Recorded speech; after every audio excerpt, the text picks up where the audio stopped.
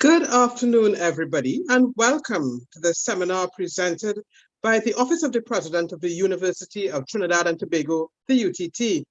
Today's seminar is a very exciting one. It's a media-based seminar, and it's called Managing the Democracy of Media and Information Dissemination. My name is Franca Phillip. I'm your moderator for this afternoon. And before we jump into the panel, let's have a few welcoming words from the UTT President, Professor Prakash Prasad. Thank you, Madam Moderator, Ms. Phillip, Managing Editor and co-founder of Trinity Good Media. That's a good name. Yes, it is. Thank you. I want to also specially welcome Dr. Dominic Kalipasad, Mr. Mark Lindsay, and Mr. Andy Johnson. Special welcome to each and every one of you. We thought this series, a leadership series, to start the year with it because, frankly, the world needs astute leadership now. Leadership that is caring, that is transparent, and leadership that is citizen-centric. And in that regard, the press plays a critical and important role. We have seen, and people talk about, echo chambers of people, not listen to anything else except what they want to hear. Or as we say in Trinidad, bacchanal of their type.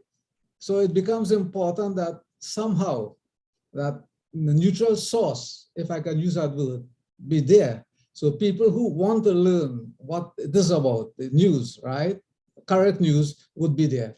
I just want to, without being, too self-centered, when I joined the university, teaching some 46 years ago.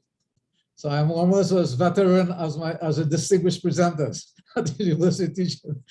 I asked, when I was invited to join the staff faculty, I asked my head of department, who used to be my head of department, who was my supervisor actually, what is being an academic about? He said it's about seeking the truth. I come from a family, a long generation of pundits, so seeking the truth was something that resonated with me.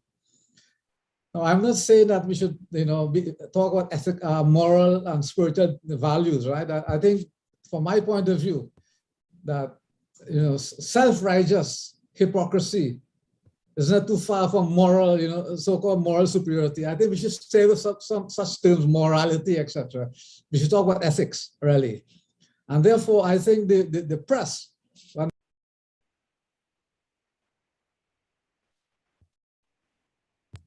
about ethics as opposed to morality, it leads to the point now of trust. There's a big deficit of trust in Trinidad and worldwide. People seem to be unable to trust a source. People listen to what they want to listen to, as I said before. And you have seen that with, or you still see it with the COVID now. People listen to things that frankly look mad, but people listen to it and believe it. So I think as we go forward, this is my considered and humble view, that the press, whether it's print media, television, Facebook, whatever media, social media, all right, which has become very unsocial, that we need to look how do we address these problems. And I'm sure that without trying to direct the discussions, I'm sure at some point some of these issues will be addressed, because I think it's critical for this nation, a very, very plural, diverse nation. Also very regional divisions is important for us. So again, it's my distinct pleasure and honor to welcome you all. And I think you all will be setting the right trend as UTT starts the leadership series. Again, thank you and welcome. Thank you, Professor Prasad. You pointed out to several things that I hope we will be touching on in our panel today, because especially things like trust, because everybody's talking about fake news and disinformation. So I think that is something that we're definitely going to be considering in our discussion. So without any further ado, let me just introduce the panelists today. Our first panelist is Mr. Dominic Kalipasad, or should I call him Dr. Dominic Kalipasad, as he was honored by the UTT last year with an honorary doctorate for his services to media. Dominic, as you know, has been a familiar face to us for many decades, and he is now one of the leading voices in social media, especially in the field of know your country. Every day, Dominic posts these delightful clips and delightful photos telling us about the history of our country, something I realize he's quite passionate about.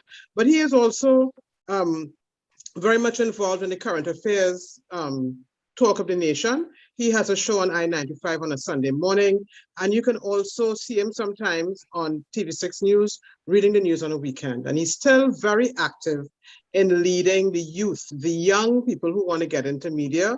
I know that Dominic is a very popular, he's a very popular teacher. He's a very popular instructor of media and broadcasting. Thank you for joining us, Mr. Kali Prasad. Next, we have Mark Lindsay. For those of you who are in the tech world, you'll know Mark from his column of many, many years, Bit Depth, which used to be in The Guardian, now it's in the Newsday. Mark is at the cutting edge of the technology discussion in Trinidad and Tobago. He has his website, Tech News TT, and he's much sought after for his advice by people in many fields where it has to do with technology, where it has to do with the philosophy behind technology. And Mark has attended many, many of the big events across the world like CES and South by Southwest. And Mark is also one of my colleagues. He works with us at Trinidad Media, where he is the manager of Op-Ed TT. Thank you, Mark, for being part of this. And last but not least, Mr. Andrew Johnson, who you may know more popularly as Andy Johnson. Andy is a columnist with the Trinidad Express. He is also he's also involved in broadcast, where he is a presenter of 2 shows on the WESN channel. Andy has had a very long and colorful career, and he has been an editor at several newspapers. He has also been the director of news at several broadcast outlets, and he brings with him a wealth of experience, not just in broadcasting, but Andy's a very, very, very avid reader, which you will see when we click on to him. Andy, thank you for being here. And I will start by just restating what we're discussing this afternoon. What we're discussing this afternoon is managing the democracy of media and information dissemination. So what I will do is I will ask our panelists to define the operational terms. What is the democracy of media and how is it relating to information dissemination, something that is extremely important in today's very, very difficult times with information. So I'll start with you, Dominic, as you're the star of the show. Let us hear what you have to say about the topic and the operational tips.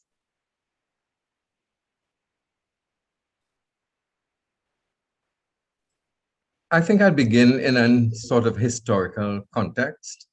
Since the opening up of the airwaves in 1986, we've had this terrific opportunity for democratizing the sharing and analyzing of information in a broader way that existed when there was only 1 television station and 2 radio stations. Now there are multiple diverse views being carried on radio and television and in the press. Of course, we've had a longer history with the print media, more than 200 years. I don't know if people realize that since 1799, 2 years before the British conquest of Trinidad, that the first newspaper in the English language was published in Trinidad, the Trinidad Weekly Courant.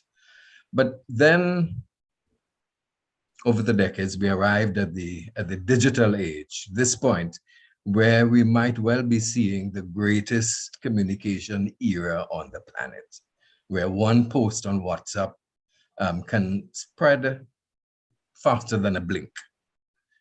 In my view, the media in TNT have been late in the game in catching up with the advantages of the new technology. Most have had static websites, most of them simply republishing only what's already published in the print media and the print product, little or no updates, maybe press releases, and so on. And that's because the business of the media, like any other business, depends on revenue. And media were not making or are not making revenue in that space.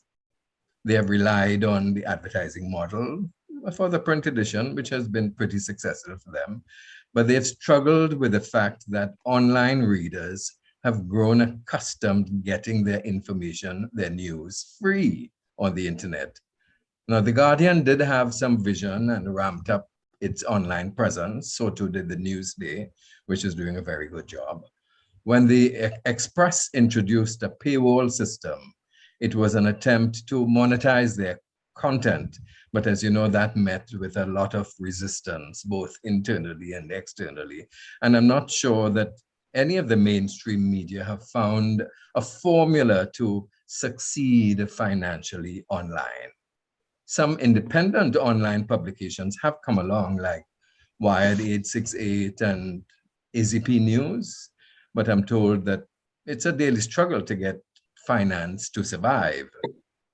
And then came the COVID pandemic, and almost everyone has suddenly discovered that there are other platforms that they could use to enhance their output. Radio stations are streamlining on Facebook, TV stations are doing interviews via Zoom, newspapers are publishing updates on various digital platforms.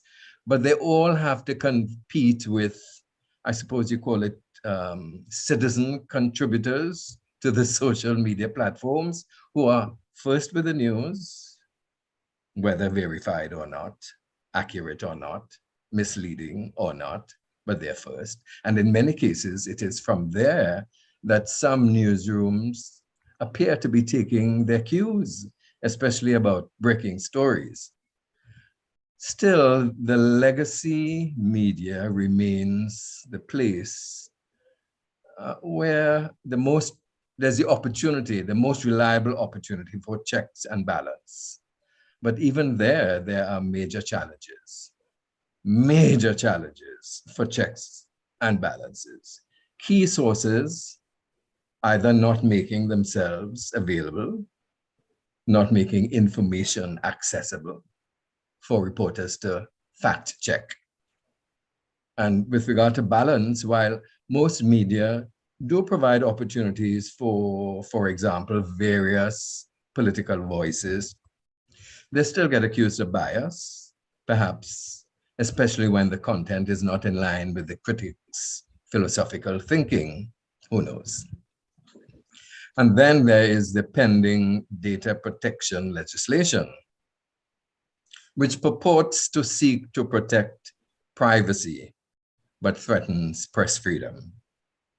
It threatens the access of the media to information.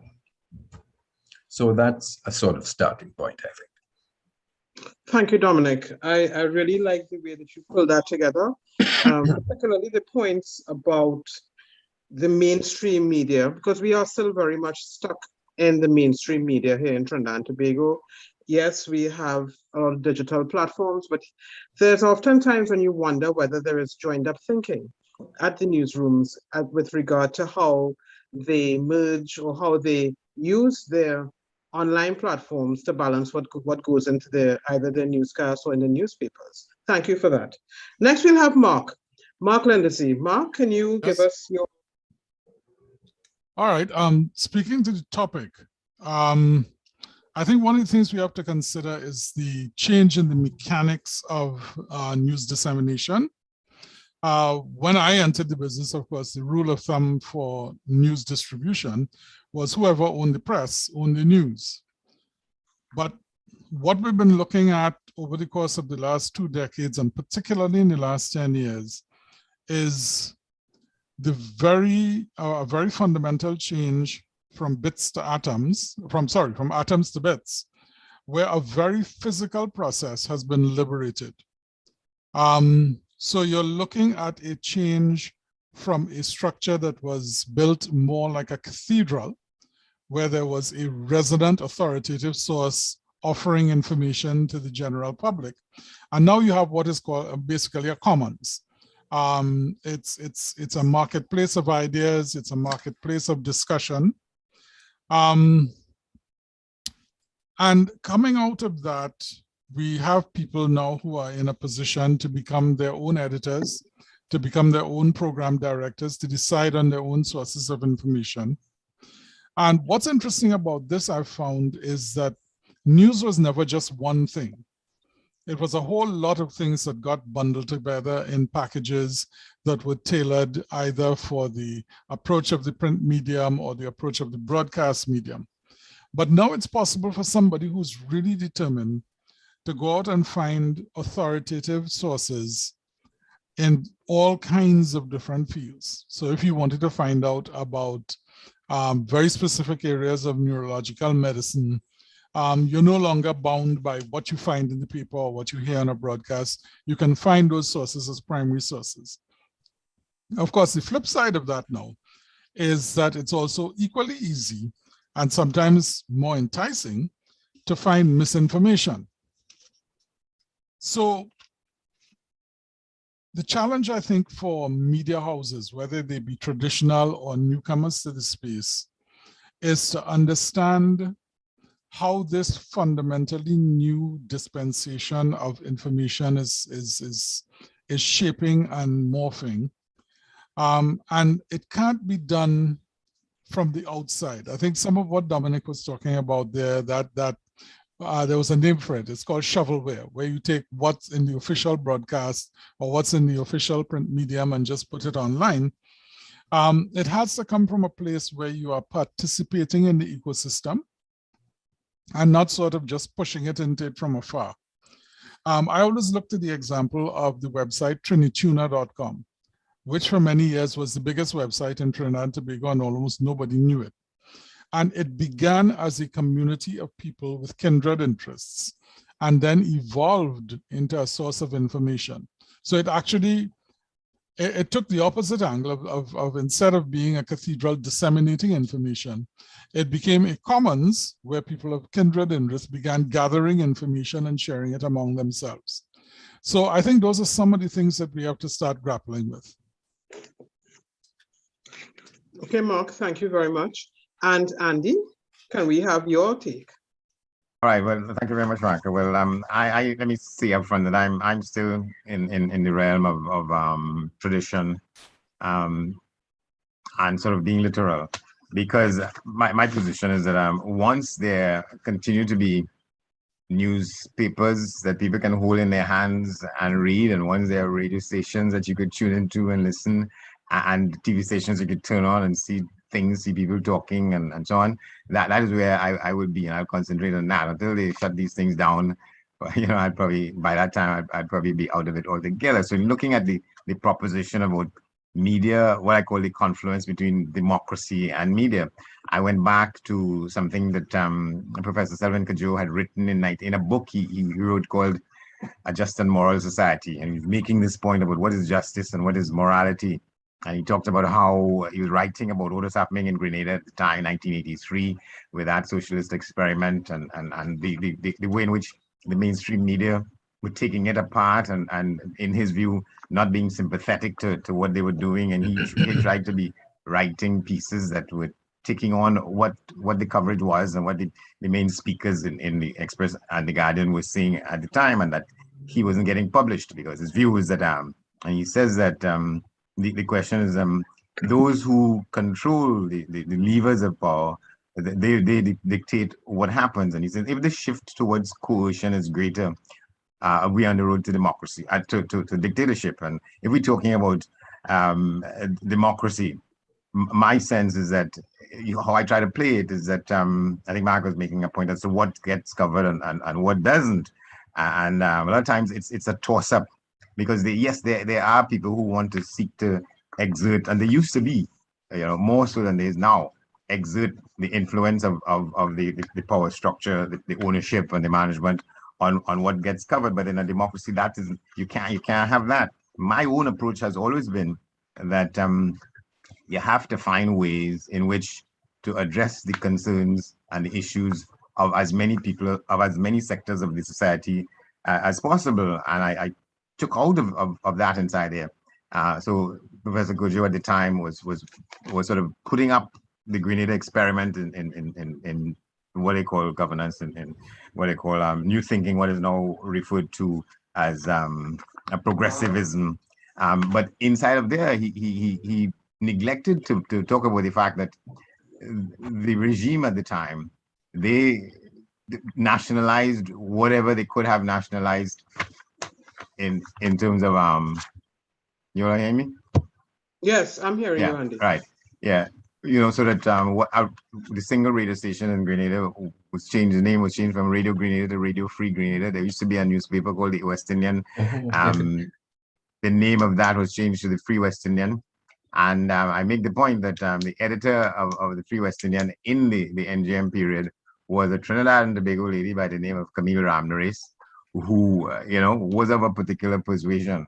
And so that it demonstrates that there again, that who is in control will call the shots. But my feeling has always been, and sometimes I got in trouble for that, for opening up wherever I was, the airwaves and the newspapers, where I had anything to do with calling the shots, to make these vehicles available to as many people as possible and to as many viewpoints as possible. Some of it comes from the fact that I lived in Toronto for a good 10 years.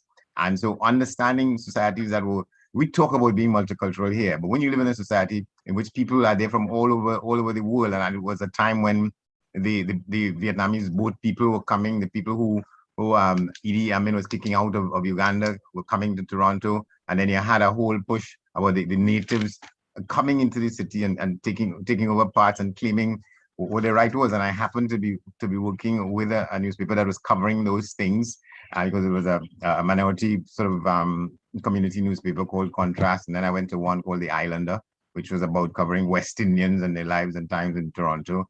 And there was a radio station run by an Italian man named Johnny Lombardi. And so he divided up the day into different segments with different cultural presences in the society. And there were two prominent Trinidadian broadcasters working there, trying to develop, they were in sales and so on at the same time, but they were working on developing Caribbean content. One was Carl Redhead and the other was Jimmy Wong. And I got a space with them for a little while. And so my thing was, every prominent West Indian who I knew was coming through to Toronto, I would try and find a way to get them on. We're talking about issues of the West Indian community in Toronto and relating that back to what was happening in the Caribbean. And that is the position that I've maintained all along. So I come back to Trinidad and try to so that give voice to the people in the parts of the country where I came from, in Palo Seco, and somebody would call from anywhere, from Mayaro and Moruga with a point of view, and I would try and get it in. And sometimes when you do that, you run up against people who, in the audience, whether it's in the newspaper or on the radio or TV, who would ask, well, who he represent? Why he getting this set of play? Mhm. And my thing, well, he's a citizen, or she's a citizen, and you had to deal with that. And you deal with the fact also that we're covering issues that for some people are uncomfortable with. You're talking about feminism, you're talking about women's rights, and you're talking about people's freedom to choose how they want to live, sexuality wise, and so on. And people will call you and ask you, well, so you're one of them, why are you giving them so much a play? And I worked on these things to make a point about the fact that we are human beings and we have issues. And you spend some time covering stuff about people who live on the streets, so people who have no choice but to be doing what they're doing that other people look down upon. But my view always was that they have a right to be heard as much as anybody else. And I quote from some of the heroes I have is a man named Harrison Salisbury, who was a reporter in the New York Times, and he would talk about how one day he will be praised and sort of applauded by people in the State Department because he may have written something that they agree with, but then the other day they would refuse to talk to him because he was going behind enemy lines to cover the war in Vietnam, for instance, and writing about stuff inside the Soviet Union. And now from day to day, he would be in difficulty with different sides of the spectrum on a given issue. And he said that, and which is again, I try to make that part of my mantra. If a journalist is not a disturber of shit, then you might as well be selling cars or something, So you always have to be there where people will challenge what you say, but have the sense of confidence and the sense of commitment to know that this is about giving voice to as many people, as many sectors as possible. A lot of people challenge us about sometimes, in generally the press in Trinidad, when we seem to be giving too much presence to people like Abu Bakr and others, people whom people identify as dangerous in the society. But my sense is that in a lot of cases, when you give people an outlet, they become less dangerous, and less threatening, because they're given a chance to espouse whatever views they have. So I will leave it there for now, because that is my sense of how you sort of prosecute the question of democracy in the media, and sometimes you have to fight it within as well, because sometimes reporters get too close to their sources, and we know the troubles with that. Or they're on one side because they figure they'll get a scoop from this one, and you trade favors and them kinds of things. And I always try to say you have to cut it down the center. So that I love when people say, well, I suppose that was up until 2010. Some people feel that they're confident to say now they know what side I'm on. But I used to love to hear people say, but we can't know what side you're on. And I said, well, what side?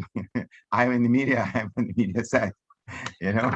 And it's something that continues to be a lived with reality.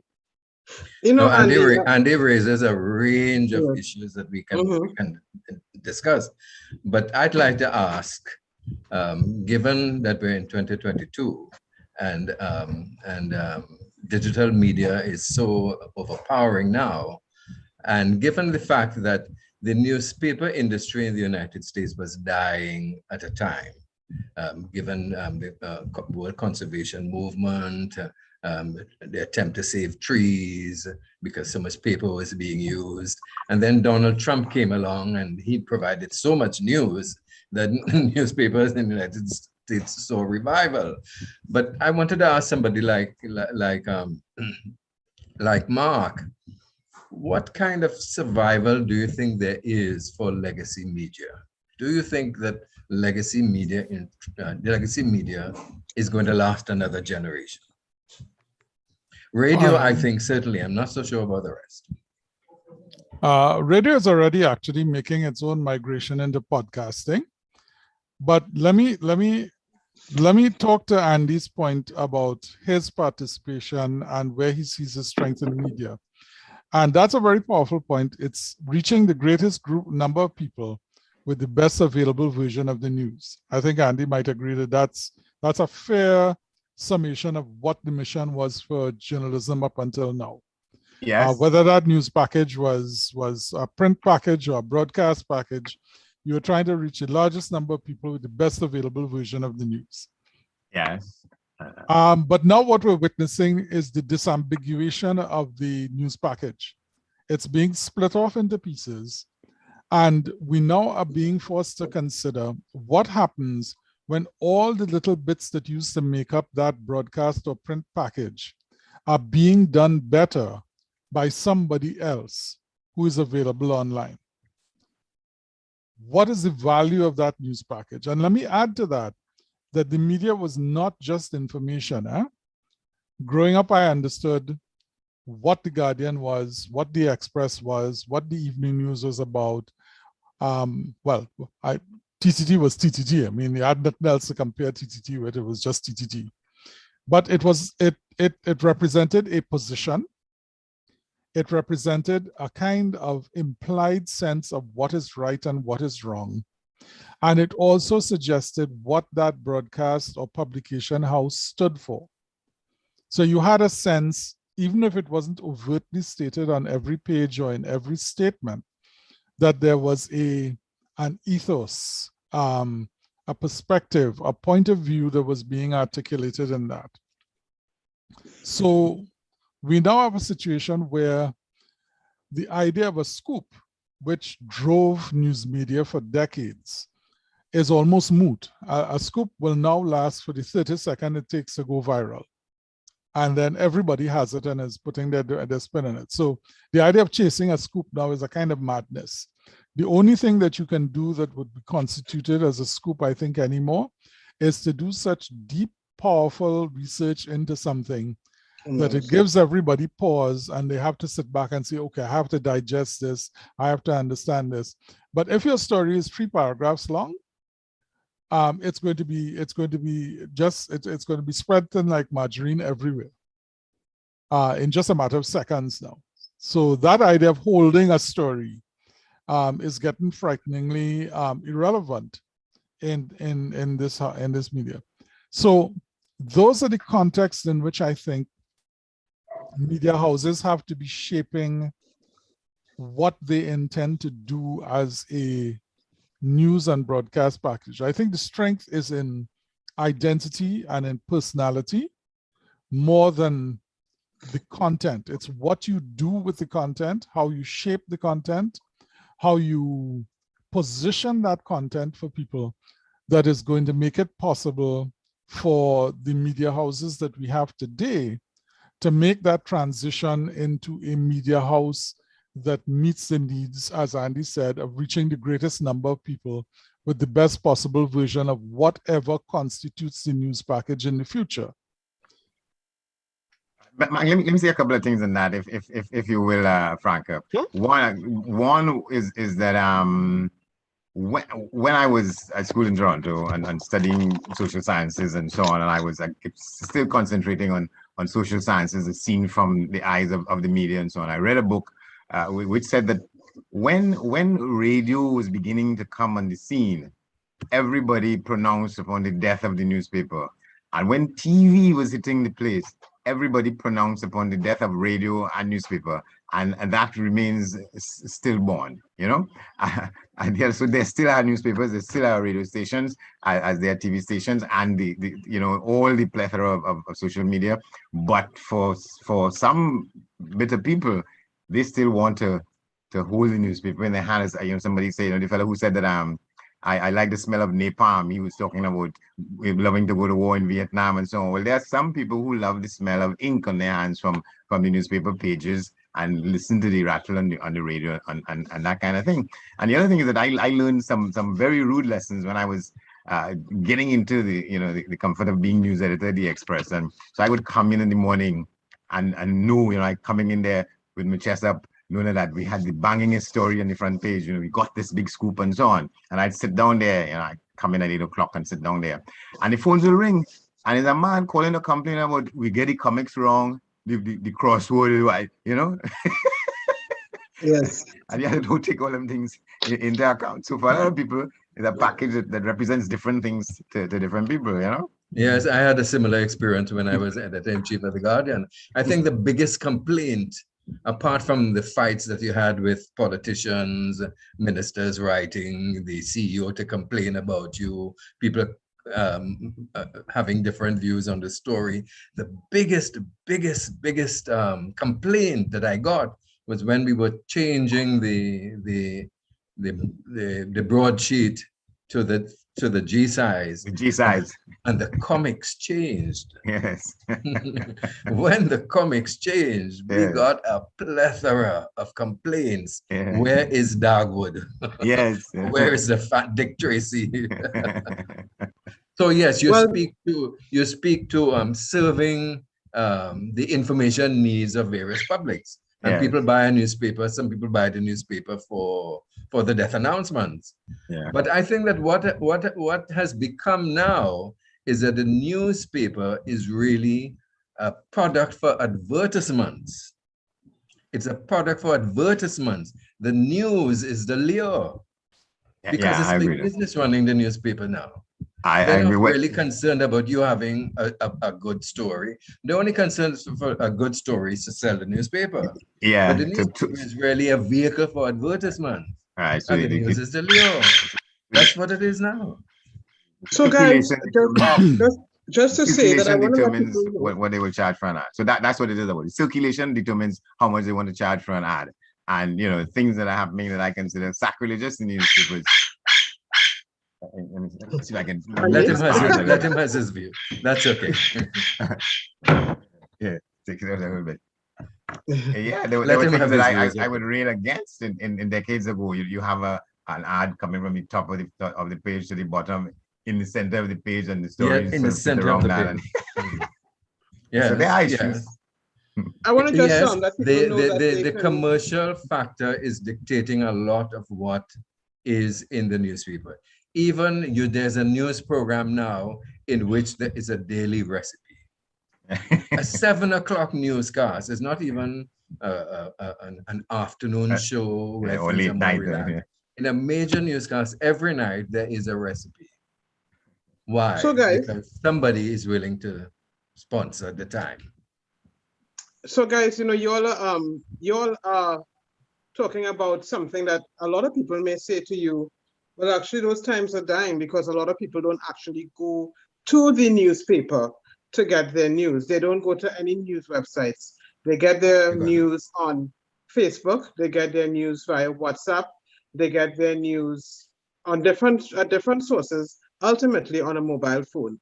What do you think, given all the democratizing that we have of the media in Trinidad and Tobago, especially radio, how would mainstream media, or how should mainstream media look to serve the newer audiences? Because clearly, as we see with the BBC, for example, they are now the leading news source on Instagram. Shouldn't our newspapers, our radio stations even, be looking at ways to get more into those spaces intentionally, not by chance, but by tailoring, for example, products that can reflect the needs of this growing obviously younger market? Obviously, they have no intention of spending the money to do that because, because they are very afraid of losing their main revenue earner at the moment. So they yet haven't found the balance of how do we keep that revenue coming in and build revenue on the other side. So I have proposed content for the website of a certain media house, for a social media platform of another media house. And they found it's a great idea, but they were not willing to dedicate even the most minute resources to get it done. Mark, what do you think about this? They're waiting until it reaches a crisis. Okay. Mark, this is your domain. What do you think? Okay. First thing, 2 words. Attribution advertising. We have now entered an era in which the idea of putting an advertisement somewhere and getting a vague estimate of its impact is officially history. So anybody who advertises now is accustomed to the idea that online, who has seen your ad in a broad general, you can get a breakdown, you can get numbers, you can get click-throughs. These are not things that are to be sneezed at, and they are things that advertisers are demanding, and there is no way to do that in traditional media channels. If you're asking me what I think media houses should be doing now in order to demonstrate a capacity for continuity, it would be to demonstrate authority in a space that they have defined, given that they're operating in a global information space. So if they decide they're going to be the resource that speaks to the diaspora and local audiences on specific topics, then they should consistently and potently be the resource for that. So I wouldn't try to cover everything anymore. I don't think that's something that's viable or sensible.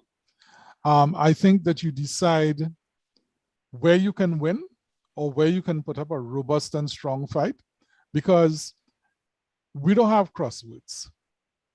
We barely had any comics at the time when we used to publish comics, and we basically have, I don't know if Kalpu is still in the Express, but that just went away. And all the comics are available on uComics for free. Yes. So I mean, the idea that that those are no longer value adds. I don't know that anybody is going to go to a local newspaper to get the best horse racing tips on English horse racing. I think that's something that is gone as well. So you decide to be the resource that people need in specific spaces where you can generate that with authority. And I guess it means that newspapers or the traditional media now have to start playing to their strengths. And that is something that has not been happening. I think the one case I can point out is the progressive digital media platform Loop TT, where people know for example, lifestyle and entertainment, culture, human interests, you go to look for that. Because if you look at the current mainstream, let's say newspapers, for example, features is not a thing anymore. You don't get a range of features. You don't get the depth in the middle of the paper that you used to get before. And so I think that we see our mainstream media, particularly the newspapers, kind of struggling a bit with how to define themselves as we go forward. I don't even think that investigative reporting of today is getting the kind of response, for example, that it would have gotten, let's say, even 5 years ago or 6 years ago. You know, for example, back in the day when, I have to say back in the day, 2012, 2013, when Section 34 story was the biggest story. You know, that times have evolved so much now that, you know, those things aren't really drawing the readers, especially the younger readers. I keep going back to the younger readers because I'm convinced that this is the time now. If the mainstream media really wants to make a change, they have to do it now. They have to capture what is happening now. Andy, what do you think about that in broadcasting particularly? Well, again, you know, like I say, you know, we've been on this road for a long time as to how to shake off where we were and what the past was and move to the future. But there are going to be people. I mean, so maybe the audience is again shrinking and so on. But I go back to what I was coming to terms with, what I was confronting 40 years ago. That people had buried newspapers, right, and they had buried radio. And that those barriers were supposed to have taken place, I mean, effectively and demonstrably years ago. So, but they're still around. They have to. But the issue is how you continue to tweak what you're doing if you want to stay in that business. And I don't see any total wipeout anytime soon. You know, one of the things that we're talking about is managing media democracy, and that says that we have what, 38 radio stations. We have more than 4 or 5 television stations. More than a dozen. More than a dozen, yeah, big and small. You know, but does the media, in your view, guys, does the media understand its role in democracy? Is that something that you're seeing, that the media understanding what its role is in keeping up democracy? Do people actually know how things work? Dominic? Who wants to go? If in the narrow sense, democracy means representing the people, certainly I think the broadcast media does give an opportunity for a range of voices. I mean, you look at the morning shows and you look at some of the daytime talk shows, there is a range of views. I think that satisfied a democratic need, certainly. I can't think. I think there might be more control trying to be asserted in the newspaper, what is published in the newspaper, than what is on the broadcast media. And part I mean, I'll give you an example. I was approached by a radio station to do a talk show. And they made it clear that they wanted hype, they wanted confusion, they wanted a controversy. Controversy sells. And by controversy, they wanted a range of challenging views that challenge the establishment. Andy? Yeah, and nothing is wrong with that in and of itself, because like I say, that is what it must be. So we talk about things that are challenging for some Absolutely. people to come to it. But I know what you're saying, the issue about, you know, controversy for its own sake, and rowdiness for its own sake. I'm not there either, because I think that anything, you know, how controversial, and a lot of times the people who want to promote that, they themselves don't want to deal with the real issues that will be controversial in the society. So you know, it's a kind of manufacturing, you know, hype just to grab an audience in a kind of way. I'm all for taking on all the issues, controversial or not, if they are substantive, that matters that we should be talking about.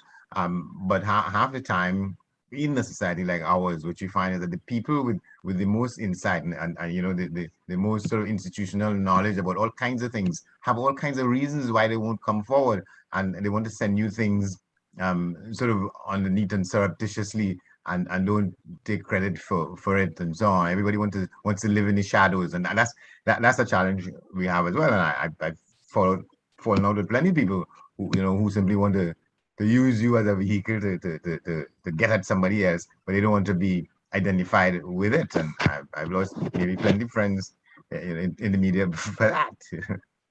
But the thing is, right? I mean, I hear you guys and I hear what you're saying, but there are whole swathes of young people who don't actually know how a radio works. And the 16 to 25, for example, I don't think that anybody between 16 and 25 reads a newspaper, very rarely, unless they're in it. And of course, the hype and the controversy is manufactured on social media. So they're not waiting for the newspapers to generate anything, not waiting for the radio. It all comes to them on TikTok, it all comes to them, and even via WhatsApp, So I think the media's role, for example, is then how does the media redefine its role? As you said earlier on, Dominic, as the land of check and balance. How do you do that when you have such competition from free sources via your smartphone? You've got to go where the people are.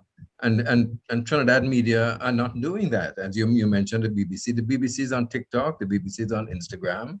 The Trinidad media, I don't think there are sufficient thinkers leading the local media. Somebody's just waiting for a good bottom line so that perhaps they get a good bonus at the end of the year. I see three areas that folks need to pay attention to. I think the first is analytics. It's not something that we had available to us across almost 30 years of journalism, where you would publish and you would find out, exactly what's happening with your story, exactly what's happening with the things that you produce. Armed with that knowledge, media houses could do a lot more about understanding who their audience is, finding out what it is they want, because the analytics, of course, tells you what people are interested in and what they're not interested in. And then shaping that knowledge to understand how they can become the go-to resource for that expressed interest.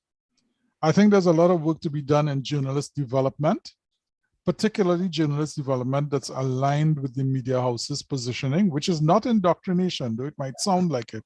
It's really saying, this is what the media house is about. This is the audience we address. And let's do training to see how we can strengthen your capacity to meet that need. And the last, of course, is marketing, which Dominic mentioned just now, which is, of course, you've got to meet the audience where they are. I really abhor Facebook. But I'm also very active on Facebook in terms of sending blurbs out and so on for stuff that I'm doing, because I may not like having to hang something up on a billboard on the highway, but it is more productive than putting it on a dead-end side street. So I want to put this stuff, I want to get this stuff where the audience is. And then finally, with that mix of coaching and training, with that mix of understanding the analytics of the product that you're producing, is the need to constantly adapt the approach and the story mix. Because what you're doing is saying, this is what we know you're interested in, but this is our take on it. This is how we approach it. These are the things that we believe that you should understand about these issues and these matters. But Yes, Mark, because I was actually sitting there thinking, yeah, as Mark is talking, and as a former features editor, I have had problems in thinking about, okay, do we go for that very creative story about the way that X organization does what or whatever, or do we just simply go down the analytic route? Okay, people want to know about why. I think it's finding a very strong balance, and I'm glad you raised that, Mark, because it's very easy to be led by analytics, but I think what is very clear and what I think has not happened in local media, I don't know if you'll want to agree with me or not, is that nobody, for very few people in the mainstream have sat down and decided what kind of journalists do we want? What kind of journalism are we prepared to pay for? And let's take it from there, using as many platforms as we can. I think it's still the same system of get people in on the cheap, you put them on a beat, you send them to do what they have to do, and we go along as we go along. But I kind of lose hope sometimes, but I'm just moderating, so I'll let you guys go on about this. The Bomb and the Mirror were publications with definite personalities and perspectives. In the Trinidad market, what happened? Why did they not survive? Yeah. And the Sunday Punch and Yes. so on. Yeah. Yes. Yeah. Yeah. I think that's a Given good Mark's question. formula of finding an identity, a personality, a focus, and be that, and you would get a public, an audience. It didn't happen. Which is why the local press is in a dilemma, and they've been trying to be all things to all men for so long. Now they don't know who they are. Yeah, we have a question, guys, and the question is coming from Miss Nicole Duke Westfield, who we are all familiar with. And she asked a question: when was the last poll on performance of the media in Trinidad and Tobago? And I guess she's asking, when last have we had a survey, a reputable survey? When last have we had a real audience test to know whether or not we're shooting in the dark or whether we are on point? There hasn't been one since 2012. And that's an issue in itself, because the members of the organization who used to do that, the TTPBA, they can't agree among themselves about what to do and how to do it and so on. These are the owners and managers of the thing. Yeah. Yeah. The owners can't agree on how it is done. It should be done, yeah. But everybody has their own set of using sort of analytics in a vulgar sense here, but everybody has their own. Well, not only that, but I suspect that one media house or another may not want it done because they don't want confirmation that they're at the bottom of the pile. Yes. So there's that kind of internal kind of machination. Yeah. So therefore, we are operating in the dark as media. Operating in that. But mind you, there are unofficial surveys that are done by the media houses. Yeah. That would not be made public, that give them some guidance. Yeah, and the individual media houses sort of conduct their own surveys, hire people who do it to see where they are, and there are ways to do it. Yeah. Yes.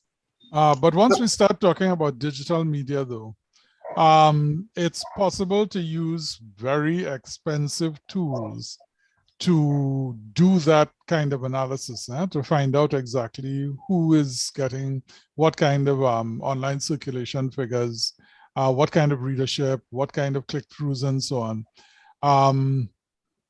Nobody has done it because the tools cost a lot of money, and I'm sure that any digital media house that is worth its salt would probably have done it privately, but they'll be using that information for their market advantage instead of publishing it for the public good or public interest.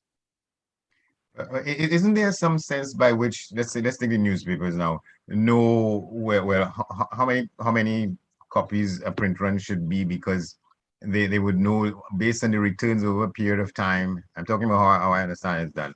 And where the returns coming back from, to know where a market is soft and maybe it's not worth the expense and them kind of things. And my sense is that's how they do it. And if they find that the print run, too much of it either remains on hand or comes back, they make adjustments to suit and find out which vendors where are doing better than which. So that's a crude way. That my sense is that's a crude way of how at least one newspaper operation operates.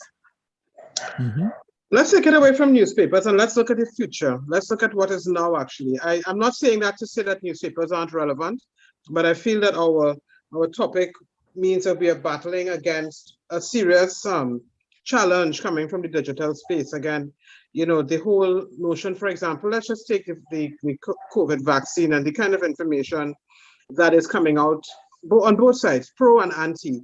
And some of the pro, we know where it comes from, we know the sources. Then there are other people, there are other places that look legitimate, that everybody sounds intelligent when they're talking about it. But how does the media combat, and how is it, for example, in a place like Trinidad and Tobago, that our vaccination rates are still below 50%, when obviously there is science and there is proof that it works? What is it that's winning the battle? What is causing the people to be vaccine hesitant, in a space where, in a place where we know that science, most people know that science is what you can rely on? Let's take that as an example. Well, I think your devil's proposition. advocate. Let me be devil's advocate and ask, if the media has to be so democratic, why can't the media give voice to the anti-vaxxer as well?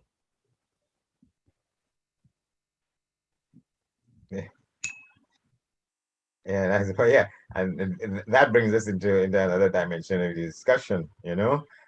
Sometimes it is the fact that some decision makers decide, well, look, we will do what is in context as to what is playing. We would do what is the responsible thing to do, what is right to do, and that is the road that a lot of the traditional media has been walking. But again, I take your point, and we have, because that's a challenge as it is now. People meet you and again ask you why you're promoting them. There's anti-vaxxers, and that's part of where that is. You can't not allow somebody to talk and say what they want to say, and cover the demonstrations and the marches. Don't cover them because, well, they're trying to encourage people to at least think critically rather than accept what the people in authority telling them. And that's a big challenge in the whole business about democracy in the media, whether it's but so the narrative against that is that social media is a place to get misinformation and to get information that suits your way of thinking when it's not based in any science and so on. So you have that contest live and alive with us right now. Mark, how do you think we can, and it doesn't have to be the vaccine, it can be any topic. I think that, we need to figure out, as how does the mainstream, quote unquote, media, what is their role in this information dissemination, and what's their role in guarding against misinformation? I think you can't guard against it. Go ahead, Mark. No, I think one of the big challenges that media faces globally at this point, this is not just a Trinidad thing, is a decline in perceived credibility. So there's the sense that not only is that the priest in the cathedral preaching and everyone sitting quietly in the pews and listening, not only is that not happening, but there is now an active kind of effort to, throw some rotten tomatoes at the priest because who you feel you are. That democratization of information and information dissemination means that it's awfully difficult for a media house or media practitioner or even an individual journalist to operate on the basis of presumed respect and credibility. It's something that's got to be earned basically with every single story. And that's a really big challenge. That's a difficult thing to do. And it's a difficult thing to do in this environment because very often where those stories are being undercut is not in channels that are accessible to mainstream media houses unless they go digging. So I think one of the things that really saddens me about traditional media online is that very often they shut down the comments feeds. And that I think is extremely problematic. I understand why they do it. Moderating a comments feed is a real problem. I know, for instance, at Newsday, their Instagram is overrun with people doing Forex. Yes, I mean, having any more post people, that puts up, it's like, 10 posts on this person got me X amount of money from Forex. Is just spamming, spamming, spamming. But moderating a comments feed is a shortcut to a conversation with people who are actually interested in what you are writing or saying. And that whole scene shut down of it because comments were just a nuisance and problematic and so on, meant that the equivalent of a letter to the editor never got a chance to evolve in the online space and to create that dynamic with the journalists who were creating the work. I think in a perfect world, journalists should be moderating the comments feeds on their own stories. This is something that happens in international media. It's a pain, it's a lot of work, but it sets up a dynamic between the person who is writing the story and the person who is reading the story that I think is extremely valuable for both. Point well taken, Mark. And we are 1 minute to 6 o'clock, and I just wondered if there were any questions. Please feel free to send your questions. I think somebody had said in reference to what we were talking about earlier, somebody said that the bomb and the mirror, let me get back to that, sorry. Yes, the bomb and the mirror were too niche, not enough subscribers. Then, of course, we had another person saying, Ria Chaitram saying, the topic of journalist development was raised. There are really journalists designated to a beat that allows for development and expertise in a particular area. And she says also, while I agree that journalists should be able to perform in all areas, does this method of being all over diminish the credibility of journalists? I think that's a good question with which we can engage. Does a journalist being able to perform in all areas diminish the credibility? I mean, I would say I don't think so. I think Not yes, necessarily. there are lots of generalists out there who do fantastic work. Where I think we fall short in all our media houses is the area of research. I worked at the BBC for several years, and there is no shortage of research tools, research people at your disposal. And this is something that I have always said that is a problem with our local media. We don't have enough research people, especially designated research people. We don't have access to global news inputs. We only have AP. Most people only have AP and Reuters, but there are other channels, and of course, from the South, from the global South as well. We don't have a lot of input from African newspapers, we don't have a lot of research, capacity in many newspapers. And I think this stymies, and of course, to me, it lends to the lack of credibility or the diminishing of credibility more than anything else. I think there needs to be a mix, though. I think that there should be general reporters who are capable of covering a number of things. I think there should be, every reporter should be able to do reporting, the craft and the business of reporting. But I also think that there is a great deal of value in demonstrating individual capacity and authority in specific areas. So I don't just have one area, though I tended to be known for just the technology thing. But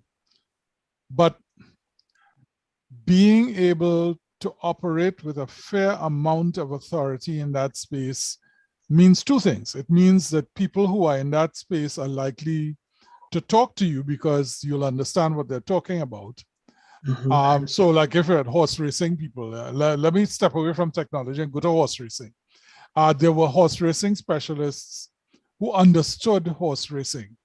So they could write about horse racing with a deep authority, and they would get tips and story angles on it from people who respected them because they were talking the same language. Same with cooking, with anything that gets covered in the media. The importance of developing a specific space in which you operate is as important as developing the craft of general reporting as well. Yes. Yeah. Yes, Dominic? but the time has certainly arrived where there will always be need for the general reporter, but the time has arrived where there is increasing need for the specialist reporter. There is need for, I mean, it happens on the crime desk where reporters see that need and they start studying law and they in fact end up being lawyers. But it hardly happens on any other desk. We don't have a specialist reporters in science. I don't even know if there are reporters in technology, maybe except Mark. But there is that growing need. If we look at it from the point of our experience in COVID, some of the specialists in the field are reluctant to speak to reporters about issues surrounding COVID because they know that the reporters cannot understand some of the complicated scenarios and so on. And also because if I could get back to President Prasad's 2 points at the very beginning where he raised points about ethics and trust. And more practitioners in the media need to demonstrate that they recognize that they must conduct themselves, they must present their work and gather their work in an ethical manner and develop trust. Trust is what is going to keep your audience. I totally agree with you, and I think that is where we see examples all over the world. We see examples all over the world. Last night I was sitting down looking at MSNBC, and they were commenting on Fox News and the kind of stuff that comes out of Fox News and the way that Fox News has been able to influence a certain percentage of people in the United States and of course around the world. You know, we don't have unfortunately, we don't have a situation like that here. But I think you're right, Dominic. Trust, credibility, and of course, when our journalists turn up to press conferences and have either ill-conceived questions or, you know, or seem a little tone deaf, it does reflect poorly on us. And the public is then seeing in full flight, wow, we really can't trust these guys. But yes, but so often, in defense of some of those journalists you're referring to, they may have come to work that morning and don't know where they're going to go, and they're sent to a health conference, and they're unprepared. Yeah, I think that's a poor practice. It really is a poor practice. And by the same token, there are people who are professionals and specialists and love it that way, so that they could talk down to the reporter, you know, pelt down a set of terms and phrases and so on, and they say, "Well, take that," you know, and avoid the question. Yeah, right. It's a diversion tactic where they would not reveal the information being sought, and conduct the interview in that manner. Okay, well, guys, you know, this has been, we're over our hour, and I want to ask you all to just wrap up and just tell us for the future, right? What are the things we need to, what do we need to do in the future to continue to guard our democracy in media and also to have a really strong impact, as again, we talked about trust and ethics and credibility in our media and dissemination of info. Well, from where I sit and from what I was saying, I think the emphasis is on staying true to your commitment, trying to get things as right as is possible, and not to try and catch people offside all the time, and because you want to bust a scoop. Get information that is valuable, have the means to write it up properly, use proper language when you're doing that, and state things as they are or as they were told to you, and those things derive respect from people who you're talking with and people who paying attention to what you're doing. Okay, Mark? Yeah, I want to pick up on something that Andy mentioned, because he mentioned it twice. He wanted to make sure that we got the idea that, you know, TV didn't go nowhere, radio didn't go nowhere. But here's the thing. They all adapted. After each of those innovations came along, the thing that the media that it met in place had to adapt to the reality of that.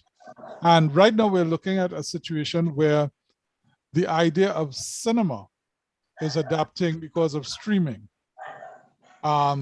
Cinemas right now are fighting for relevance in the United States, and actually have had to hold major movie houses to a barrel and say, listen, you know, we need a guarantee before you release this to streaming because nobody will come in the cinema.